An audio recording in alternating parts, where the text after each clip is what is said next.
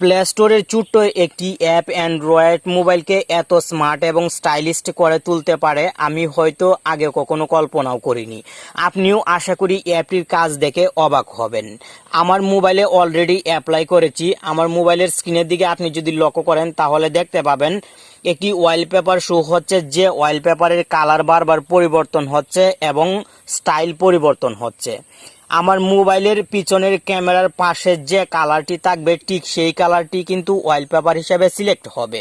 আমি যদি আপনাকে আরো ক্লিয়ারভাবে বুঝিয়ে দেই তাহলে আপনি আশা করি বুঝতে পারবেন। এই যে দেখতে পাচ্ছেন একটি জোড়া পাতা, এই পাতাটি যদি আমি মোবাইলের ব্যাক ক্যামেরার পিছনে রাখি তাহলে কিন্তু ঠিক এই কালারটি আমার মোবাইলের ওয়ালপেপার হিসেবে সেট হবে। চলুন এখন এই অসাধারণ কাজটি আপনার মোবাইলে কিভাবে অ্যাপ্লাই করবেন শিখে নেই। এই জন্য একটি অ্যাপের সহায়তা নিতে হবে। ভিডিও শুরুতেই শুনেছিলেন, অ্যাপটি ইনস্টল করার জন্য গুগল প্লে স্টোরে চলে আসবেন এবং chameleon colour changing live wallpaper free লিখে চার্জ করবেন। অ্যাপটি চলে আসবে, ইনস্টল করে নেবেন। আপনার সুবিধার জন্য অ্যাপটি ইনস্টল করার লিঙ্ক ভিডিও ডিসক্রিপশন বক্সে দিয়ে দিব।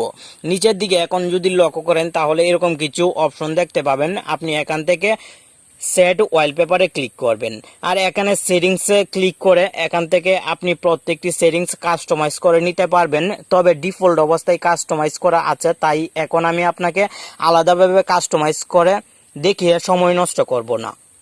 সরাসরি সেট ওয়ালপেপারে ক্লিক করলাম এবং উপরের দিকে দেখতে পাচ্ছেন কালার চেঞ্জিং LWP, এই অপশনে ক্লিক করবেন এবং এখান থেকে সেট ওয়ালপেপারে ক্লিক করে দিবেন।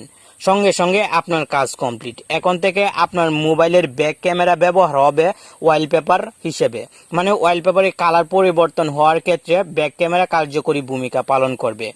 যখন আপনি ফিঙ্গারের মাধ্যমে স্ক্রিনে টাচ করবেন সেই সময় কিন্তু স্টাইলও পরিবর্তন হতে থাকবে। আশা করি আজকের ভিডিওর মাধ্যমে আপনি যে অসাধারণ মোবাইলের কাজটি শিখলেন এখনই আপনার মোবাইলে অ্যাপ্লাই করবেন। ভালো থাকুন, সুস্থ থাকুন। আপনার সাথে আবার দেখা হবে নতুন আরও একটি গুরুত্বপূর্ণ ভিডিওতে। আল্লাহ হাফেজ।